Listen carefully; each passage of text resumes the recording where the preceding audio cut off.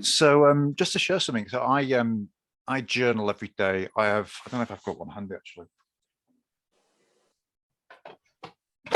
This was get my headphones back in. So I have an A5 page a day diary. So this was 2021, and it's just got scribbles in every day.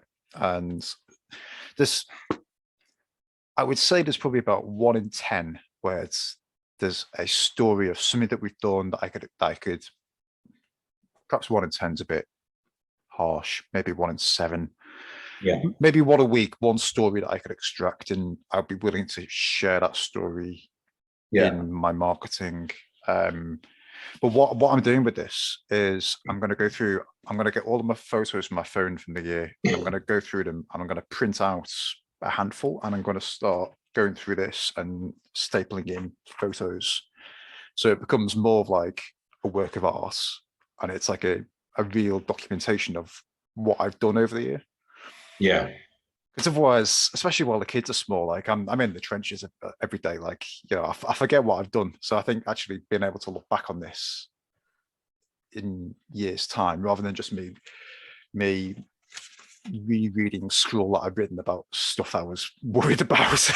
If there's like images that relate to it that kind of take it to a different dimension, and so that's a side project that I'm working on. But I think adding the image, and I think so. Something that is really interesting with this is that I find this a lot easier to work through with clients when I told them to start bringing 3 photos to the interview. And it was partly just a fallback, because sometimes you get clients who don't want to talk, but you could always just talk about the photos. Yeah. And when you talk about one photo, it triggers other stories. So it made me think of this as well. It's also relevant to your Facebook posts, like the images. Yeah. The image is actually really important, and if you're capturing stuff on a daily basis about stuff you've been doing, I think capturing images is also helpful, because the organic images tend to work better than stock images and stuff like that. Something I've noticed on Facebook is a bit of a trend.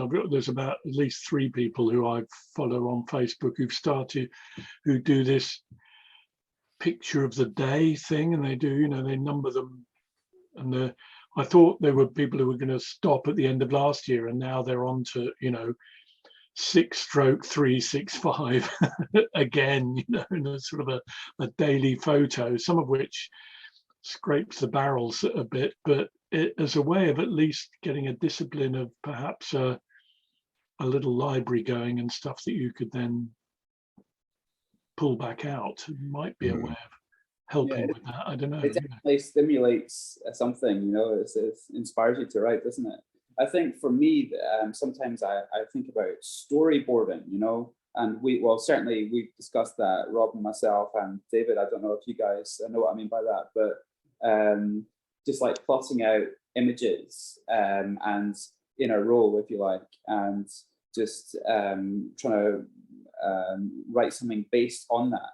And I'm not sure it's easier said than done to completely describe everything in the story based on the storyboards.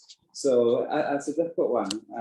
I think the reason that I've always avoided it is because I am a lists person. I love lists. I love bulleted lists. People are always trying to get me to do mind maps, and I'm like, it isn't the way my head works.